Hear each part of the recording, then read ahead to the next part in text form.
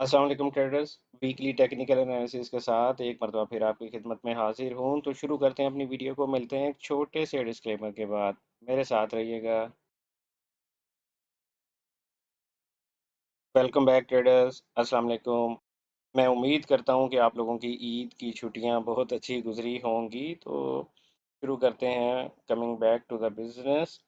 Gold के technical analysis से शुरू करते हैं। 4H टाइम फ्रेम है। 4H टाइम फ्रेम क्यों है कि अगर आप मेरे चैनल पर पहली दफ़ा तशरीफ़ लाएं तो मैं आपको बताता चलूँ कि स्विंग ट्रेडिंग के लिए या वीकली ट्रेडिंग के लिए हम 4H टाइम फ्रेम पे अपने ट्रेंड का एनालिसिस करते हैं। और ट्रेंड भी हम 4H टाइम फ्रेम में निकालते हैं। सपोर्ट और रेजिस्टेंस लेवल्स भी 4H टाइम फ्रेम में ही हम निकाला करते हैं। ठीक है। तो गोल्ड जो है, गोल्ड से शुरू करते हैं। गोल्ड में आप ये देखें कि प्राइस जो है वो एक डाउन ट्रेंड में चल रही है। 4H टाइम फ्रेम के मुताबिक जो मोस्ट रीसेंट प्राइस ने अपने लिए 1 2 3 मूव बनाई है वो ये है। ठीक है। इस मोस्ट रीसेंट 1 2 3 मूव के मुताबिक आप ये देखें कि ये प्रीवियस लो था, जिस लो पर प्राइस जो है उसे एक दफ़ा ब्रेक करके नया लो उसने बनाया, लेकिन बाद में प्राइस उसी लो के अंदर एंटर हो गई। अगर आप मेरे एनालिसिस को काफ़ी अरसे से देख रहे हैं तो आप लोगों को आइडिया होगा कि जब प्राइस इस तरह की सिचुएशन कर देती है तो फिर ये जो प्रीवियस लो होता है यही हमारे लिए सपोर्ट का काम करता है। अब मैं एक्सपेक्ट कर रहा हूँ कि प्राइस वापस इस जोन में आए और आने के बाद मुझे यहाँ पर कोई ना कोई बाइंग अपॉर्चुनिटी दे, क्योंकि उसने जनरली प्राइस क्या करती है कि जो प्रीवियस लो होता है वहीं से हमें कोई ना कोई सेलिंग अपॉर्चुनिटी देती है। लेकिन इस दफ़ा प्राइस ने ऐसा नहीं किया और प्राइस वापस हमारे जोन में एंटर हो गई। अब इस तरह की सिचुएशन में आप लोग अच्छी तरह जानते हैं कि हमें क्या करना होता है। जब प्राइस वापस उसी लोअर लो को रीटेस्ट करने आएगी तो हमें यहाँ पर बाय फाइंड करनी है, और जो हमारा लोअर हाई है, नियरेस्ट लोअर हाई है, वो हमारा इस सूरत हाल में टीपी होता है। यानी ये जो जोन आपका बनता है, ये जोन बनता है अराउंड, ये जोन आपका बनेगा जनाब 1908 से लेके 1914 डॉलर्स के दरमियान। 1908 से 1914 डॉलर्स के दरमियान दरमियान आपका जोन है। अगर आपको यहाँ से कोई ना कोई बाइंग अपॉर्चुनिटी कल या आने वाले दिनों में मिलेगी तो आपने यहाँ से ज़रूर बाय करना है। और ऐसी सूरत हाल में जो आपका टेक प्रॉफिट बनेगा, मैं वहाँ पर एक प्रॉपर आप लोगों के लिए जोन बना दूँ तो वो कहीं ना कहीं 1920 जी 1929 से लेके 1937 डॉलर्स के दरमियान दरमियान आपके लिए जोन बनेगा। अगर आपको यहाँ से कोई ना कोई बाइंग अपॉर्चुनिटी मिलती है तो आपको इस जोन तक के लिए, जो ऊपर आ रहा है वहां तक के लिए बाय कर लेनी चाहिए। लेकिन अगर थोड़ी देर के लिए फर्ज करते हैं कि गोल्ड वापस नीचे आ गया, अगर वो नीचे आता है तो फिर इसी 1908 से 1914 डॉलर्स के दरमियान वाला जो हमारा जोन है, इसी जोन के रीटेस्ट पे फिर आपको सेल एंट्री गोल्ड में ढूंढनी है। ओवरऑल गोल्ड जो है वो सेल ट्रेंड में ही है, बट वो एक शॉर्ट टर्म के लिए बाय जा सकता है। जीबीपी यूएसडी की तरफ चलते हैं जनाब। जीबीपी यूएसडी में हमने लास्ट टाइम आपसे ये कहा था कि ये हमारा जो है, हम इसको एक शॉर्ट पुल बैक मानते हुए हम इसको अपने लिए प्रीवियस हाई और प्रीवियस लो मान रहे थे, क्योंकि माजी में भी प्राइस ने ऑलमोस्ट सेम एरिया को अच्छे से रिस्पेक्ट किया था। तो इसीलिए हम ये एक्सपेक्ट कर रहे थे कि प्राइस शायद यहाँ पर भी हमें कोई ना कोई बाइंग अपॉर्चुनिटी देगी, लेकिन प्राइस ने ऐसा नहीं किया और प्राइस जो है वो इंटरनल स्ट्रक्चर तक चली गई जो कि प्रीवियस हाई था। और आपको पता है, अगर आपने मेरा प्राइस एक्शन मास्टर कोर्स कर रखा है तो आपको आइडिया होगा कि ये इंटरनल स्ट्रक्चर भी हमारे लिए इम्पॉर्टेंट होता है। तो यहाँ से प्राइस ने आपको एक बाइंग अपॉर्चुनिटी दी जो कि आपका ओरिजिनल हायर हाई या हायर लो वाला लेवल था, उससे वन टाइम ब्रीच बन गया। अब प्राइस ब्रीच करने के बाद वापस आपके ट्रेंड में दाखिल हो गई है। तो ये जो आपका जोन बनेगा यहाँ से यहाँ तक का, ये जो जोन है ये आपके लिए बहुत इंपॉर्टेंट है। ठीक है। अभी भी हम ये एक्सपेक्ट कर सकते हैं कि प्राइस इसी जोन में आपको कोई ना कोई बाइंग अपॉर्चुनिटी दे तो आप इसको बाय करेंगे। लेकिन अगर प्राइस आपके इस लो से भी नीचे क्लोज कर देती है तो फिर आपको इसी जोन के रीटेस्ट पर कोई ना कोई सेल अपॉर्चुनिटी ढूंढनी चाहिए। ठीक है। इस जोन के बारे में मैं आपको बताता चलूँ। ये जोन हमने लास्ट वीडियो में भी डिस्कस किया था। 1.2626 से लेके 1.2699 डॉलर्स के दरमियान दरमियान है। बाय करेंगे अगेन मैं आपको बताता हूँ, तो इसी जोन से बाय ढूंढेंगे, सेल करेंगे, तो इसी जोन के ब्रेक डाउन और रीटेस्ट पे आप सेल ढूंढेंगे। हमारे लिए पॉइंट ऑफ इंटरेस्ट इस आने वाली ट्रेड के लिए यही एरिया बनता है। यूरो यूएसडी की तरफ चलते हैं। यूरो यूएसडी में मैंने यार लास्ट टाइम आपको बताया था कि, एक सेकेंड, लास्ट टाइम मैंने आपको बताया था, देखें फ्राइडे पिछला वीक यहाँ क्लोज हुआ था, तो मैंने आपसे अर्ज किया था कि हमारे लिए प्राइस या तो इस लेवल से हमें कोई सेलिंग अपॉर्चुनिटी देगी, या फिर इस लेवल से जो प्रीवियस हमारा हायर हाई था वहां से हमें प्राइस कोई ना कोई सेलिंग अपॉर्चुनिटी देगी। तो अभी आपने देखा कि प्राइस ने ट्यूसडे वाले दिन हमें वहां से एक बेहतरीन सेलिंग अपॉर्चुनिटी दी। ठीक है। अब सिचुएशन, क्योंकि आप लोग अच्छी तरह जानते हैं, वन टाइम ब्रीच हो चुकी हुई है, वन टाइम ब्रीच हो चुकी हुई है हमारे हायर लो की। जब हायर लो की वन टाइम ब्रीच हो जाती है तो एक्सपेक्टेडली प्राइस जो है वो डाउन जा सकती है, लेकिन वापस अप भी जा सकती है, कुछ नहीं कहा जा सकता। अब प्राइस हमारे इसी हायर लो को एक दफ़ा ब्रेक किया, दूसरी दफ़ा ब्रेक किया, लेकिन ये सिंगल टाइम ब्रीच ही है, क्योंकि प्राइस ने कोई नया लो नहीं लगाया। तो सिंगल टाइम ब्रीच करने के बाद प्राइस वापस इसी एरिया में स्टक होके रह गई है। अगर आपको प्राइस कल मंडे या आने वाले दिनों में प्राइस आपको इसी जगह से कोई बाइंग अपॉर्चुनिटी देती है तो आपको बाय कर लेनी चाहिए। अगर नहीं देती तो फिर इसी जोन के ब्रेकडाउन और रीटेस्ट पे आपको सेल ढूंढनी चाहिए। ठीक है, क्योंकि वन टाइम ब्रीच हो चुकी हुई है इस हायर लो लेवल की, इसलिए यूरो में एक्सपेक्टेडली सेल आ सकती है। ज़रूरी नहीं है, क्योंकि ये एक टाइम ब्रीच करके वापस आपके जोन में एंटर हो गया, तो पहले आप अटेम्प्ट में आप बाय ही ढूंढेंगे, नहीं मिलती तो फिर आप सेल की तरफ जाने की कोशिश करेंगे, अदरवाइज आप सेल की तरफ नहीं जाएंगे। ठीक है। ऑस्ट्रेलियन डॉलर की तरफ हम चलते हैं जनाब। ऑस्ट्रेलियन डॉलर में हमने लास्ट टाइम आपसे ये कहा था कि ये हमारा प्रीवियस हाई है, ये हमारा प्रीवियस लो है, ये इतना करीब थे आपस में, हमने इसको इकट्ठे ही अपना एक पूरा जोन बना लिया था, और हमने एक्सपेक्ट किया था कि प्राइस या तो हमें यहीं से कोई बाइंग अपॉर्चुनिटी देगी, या फिर इसके ब्रेक डाउन और रीटेस्ट पे हमें कोई ना कोई सेलिंग अपॉर्चुनिटी देगी। तो आपने देखा कि प्राइस ने इसी जोन के ब्रेक डाउन और रीटेस्ट पे आपको यहाँ एक बेहतरीन सेलिंग अपॉर्चुनिटी दी है। ठीक है। अभी सिचुएशन ये है कि अगर मैं इसको इस तरह से एक पूरी लेग कंसीडर कर लूँ, तो हमारे पास एक ये पॉइंट ऑफ इंटरेस्ट है इस वीक के लिए, और एक ये पॉइंट ऑफ इंटरेस्ट है इस वीक के लिए। अगर मैं यहाँ पर आप लोगों के लिए प्रॉपर जोन्स बना लूँ, तो वो जोन कुछ इस तरह से शायद बनेगा।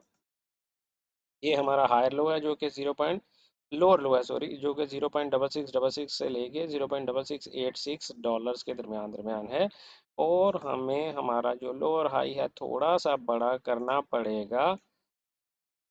ये बनेगा 0.6718 से लेके 0.6748 के दरमियान दरमियान। अब हमें मंडे ऑनवर्ड हमें प्राइस या तो यहीं से ही कोई ना कोई सेलिंग अपॉर्चुनिटी दे दे तो हम सेल कर लेंगे, या फिर प्राइस वापस ऊपर जाए और यहाँ से हमें कोई ना कोई सेलिंग अपॉर्चुनिटी दे दे तो हम इसको सेल कर लेंगे। अगर प्राइस ने, हमने बाय कब तक नहीं ढूंढनी, जब तक प्राइस इस जोन से नीचे नीचे ट्रेड हो रही है। अगर प्राइस यहाँ से क्लोज करके और ब्रेक करके और ऊपर क्लोजिंग दे देती है तो फिर हम इसके रीटेस्ट पे यहाँ से बाय ढूंढने की कोशिश करेंगे। उस सूरत हाल में हमारा टीपी ये लेवल होगा, और अगर हमें कोई अच्छी सेल मिल जाती है तो जो अब तक का लो है ये वाला एरिया 0.6463 के आसपास, ये हमारा टीपी हो सकता है अगर हमें कोई अच्छी सेल एंट्री मिल जाए तो। न्यूजीलैंड डॉलर की तरफ चलते हैं। न्यूजीलैंड डॉलर में हमने लास्ट टाइम आपसे ये कहा था, ये प्रीवियस हाई है, ये प्रीवियस हायर लो है। प्राइस आपको या तो यहाँ से कोई बाय देगी, या फिर आपको प्रीवियस हायर लो के पास से बाय देगी। तो प्राइस ने आपको प्रीवियस हायर लो के पास से ही एक दफ़ा बाय दे चुकी, और फिर यहाँ से प्राइस ऊपर चली गई। अब प्राइस ने क्या किया, आपके हायर लो को वन टाइम ब्रीच कर दिया है। जब प्राइस आपके हायर लो को वन टाइम ब्रीच करके वापस अंदर एंटर हो जाए तो आप लोग अच्छी तरह जानते हैं कि हमें क्या करना होता है। हमें ये करना होता है कि आपने इसी जोन के रीटेस्ट पर कोई ना कोई बाइंग अपॉर्चुनिटी फाइंड करनी है। अगर प्राइस आपको इसी जोन के रीटेस्ट पे कोई बाय अपॉर्चुनिटी दे देती है तो फिर आपको ज़रूर बाय करना चाहिए। वरना आपने सेल में कब बैठना है, जब या तो प्राइस आपके इस लोअर हाई के पास चली जाए, क्योंकि अब इंटरनली भी आपने देखा कि प्राइस इंटरनली भी 1 2 3 मूव्स बनाती चली जा रही है, जिनको इग्नोर नहीं किया जा सकता। आप अगर यहाँ से बाय करेंगे तो आपका टीपी जो है वो अपकमिंग लोअर हाई होगा। ठीक है। और यहाँ से जाके आप कोई सेलिंग अपॉर्चुनिटी फाइंड करने की कोशिश करेंगे। अगर प्राइस यहाँ से स्ट्रेट अवे डाउनवर्ड डायरेक्शन में आ जाती है, तो फिर आप इस ये जो जोन है आपका, भी मैं आपको बताता हूँ इसके बारे में। इस जोन के ब्रेकडाउन और रीटेस्ट पे आप फिर कोई ना कोई सेलिंग अपॉर्चुनिटी फाइंड करेंगे। फर्स्ट अटेम्प्ट में आप इसमें बाय ही ढूंढने की कोशिश करेंगे। ये जो जोन है आपका 0.6104 से लेके 0.6115 के दरमियान दरमियान है। यूएसडी जेपीवाई में हमने लास्ट टाइम ये पढ़ा था और ये देखने की कोशिश की थी कि यूएसडी जेपीवाई का प्रीवियस हाई और प्रीवियस लो ये लेवल्स थे। हम एक्सपेक्ट कर रहे थे कि प्राइस वापस इसी लेवल पर आएगी और यहाँ से आपको कोई ना कोई बाइंग अपॉर्चुनिटी देगी, लेकिन प्राइस वहाँ तक नहीं आई। और प्राइस ने अपने लिए ये जो एक छोटा सा डिमांड जोन क्रिएट किया था, उसने उसी डिमांड जोन को रिस्पेक्ट देकर और अप डायरेक्शन में एक नया हाई बना दिया। तो अभी भी आपके लिए ये डिमांड जोन इम्पॉर्टेंट है, क्योंकि इसी डिमांड जोन ने प्राइस को नीचे रीटेस्ट करने नहीं दिया। ये डिमांड जोन बनता है जनाब 142.82 से लेके 143.18 के दरमियान दरमियान। अगर प्राइस आपको यहाँ दोबारा दिखाई दे तो आपको यहाँ से ज़रूर बाय करनी चाहिए।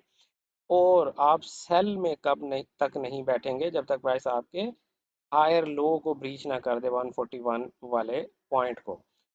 छोटे टाइम फ्रेम में जाके ओबियसली आप यहाँ पर 1 2 3 मूव्स देख सकते हैं, क्योंकि ये जहाँ पर प्राइस इस वक्त खड़ी है 144 का लेवल है, और ये जो डिमांड जोन है ये ऑलमोस्ट 142 के 2.80 के आसपास है।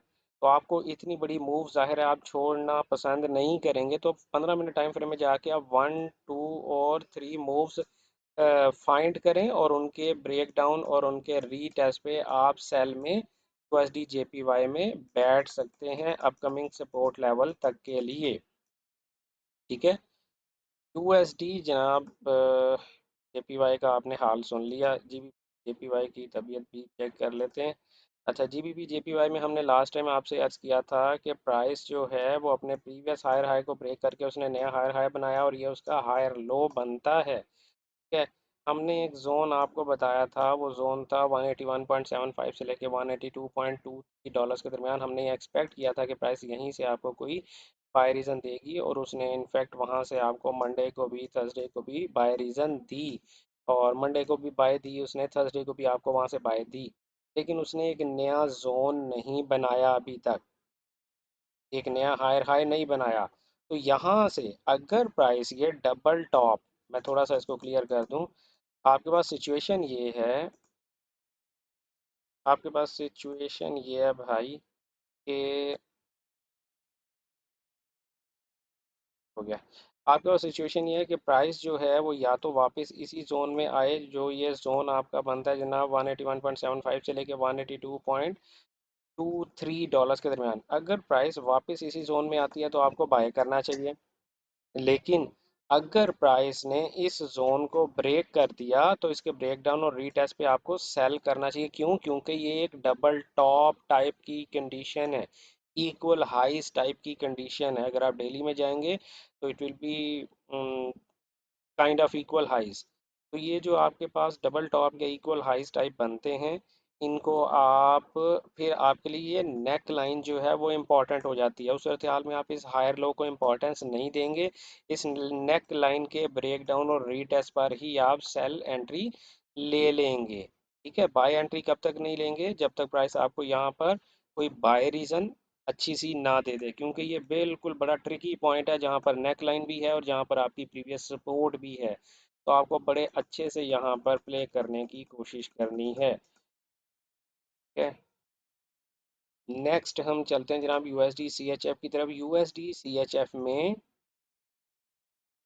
हमने लास्ट टाइम ये पढ़ा था कि ये हमारा लोअर लो है प्रीवियस, और ये करंट लोअर लो हमारा बन चुका हुआ था फ्राइडे को। ठीक है। तो हमने ये एक्सपेक्ट किया था कि जो प्रीवियस लो है यहाँ से हमें कोई ना कोई सेलिंग अपॉर्चुनिटी मिलेगी। प्राइस ने दिया और सॉरी, वो ये वाला हमारा वीक था, वो वाला वीक नहीं था।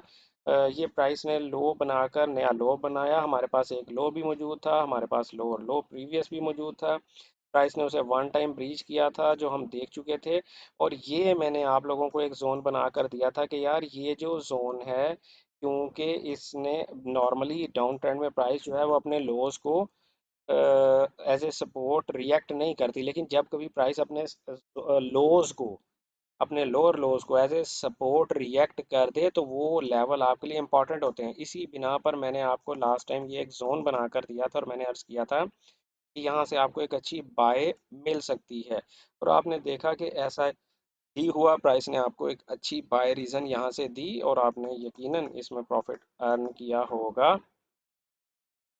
अब सिचुएशन ये है कि प्राइस ने आपके लोअर लो को ब्रीच करके वापस उसके अंदर एंट्री दे दी है।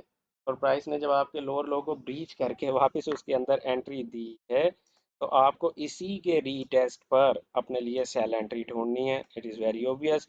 यहाँ पर आप कोशिश कीजिएगा अपने ट्रेड क्लोज कर दें, लेकिन प्राइस क्योंकि बहुत दफ़ा यहाँ से बाउंस ले चुकी और एक अच्छे सिग्निफिकेंट हाइज नहीं बना पा रही, अगर प्राइस इस दफ़ा नीचे आई तो मैं ये समझता हूँ कि इस लो को ब्रेक कर जाएगी। ठीक है।